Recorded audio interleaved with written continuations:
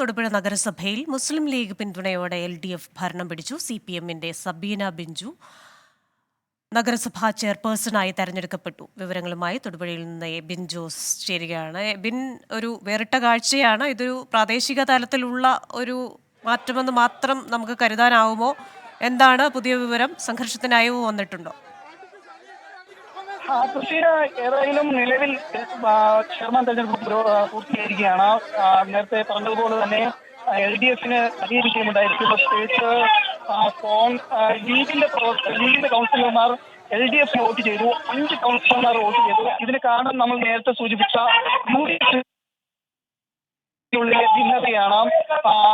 UDF-ൽ ഈ സമവായത്തിലെത്തിയില്ല. പ്രത്യേകിച്ച് ചെയർമാൻ തെരഞ്ഞെടുപ്പുമായി ബന്ധപ്പെട്ടുകൊണ്ട് കോൺഗ്രസും ലീഗും 2 തട്ടിൽ നിന്നും ഇരു പാർട്ടികളും അവകാശവാദം ഉന്നയിക്കുന്നു. ഇന്ന് രാവിലെ വരെ ചർച്ച നടന്നിട്ടും അതിൽ തീരുമാനമുണ്ടായില്ല. ഒടുവിൽ നഗരസഭയ്ക്ക് മുന്നിൽ സംഘർഷമുണ്ടാകുന്ന സാഹചര്യമുണ്ടായി. ലീഗ് പ്രവർത്തകർ ഒന്നടങ്കം തീരുമാനമെടുക്കുന്നു, LDF-ന് വോട്ട് ചെയ്യും.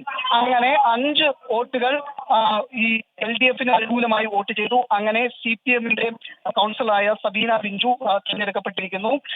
നിലവിൽ ഇത് UDF-നുള്ളിൽ വലിയ ഭിന്നതയ്ക്ക് കാരണമാകുമെന്നുള്ളതാണ് മനസ്സിലാക്കാൻ സാധിക്കുന്നത്. കാരണം ഇരു പാർട്ടികളും ഇപ്പോൾ തന്നെ 2 തട്ടിലാണ്.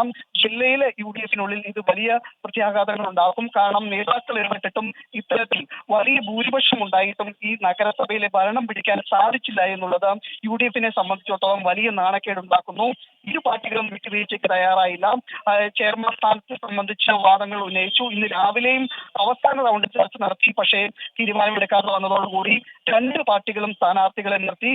പിന്നീട് ആദ്യ റൗണ്ടിൽ തന്നെ ലീഗിന്റെ സ്ഥാനാർത്ഥി പുറത്താവുകയും കോൺഗ്രസിന്റെ സ്ഥാനാർത്ഥി ദീപക്കാണ് മത്സരിച്ചത്. പക്ഷേ ലീഗ് കൗൺസിലർമാർ 5 കൗൺസിലർമാർ LDF-ന് അനുകൂലമായി വോട്ട് ചെയ്തതോടെ LDF വലിയ ഭൂരിപക്ഷത്തിൽ ജയിച്ചു. ഏതായാലും ഇത് ജില്ലയിലെ തന്നെ മുന്നണിക്കുള്ളിൽ, പ്രത്യേകിച്ച് UDF-നുള്ളിൽ വലിയ പ്രത്യാഘാതങ്ങൾ ഉണ്ടാക്കുമെന്നാണ് നമുക്ക് മനസ്സിലാക്കാൻ സാധിക്കുന്നത്. നിലവിൽ പ്രവർത്തകർ നഗരസഭയ്ക്ക് മുന്നിൽ കൂടിയിട്ടുണ്ട്. ഇത് ചേരി തിരിഞ്ഞ് മുദ്രാവാക്യം വിളിക്കുന്ന സാഹചര്യമുണ്ട്. കോൺഗ്രസിനെ ലീഗിനെ സംബന്ധിച്ചിടത്തോളം വലിയ അമർഷമാണ് ഇതിലുള്ളത്. കാരണം തൊടുപുഴയിൽ നിന്ന് വിശദാംശങ്ങൾ നൽകിയത് എബിൻ ജോസ് ആണ്.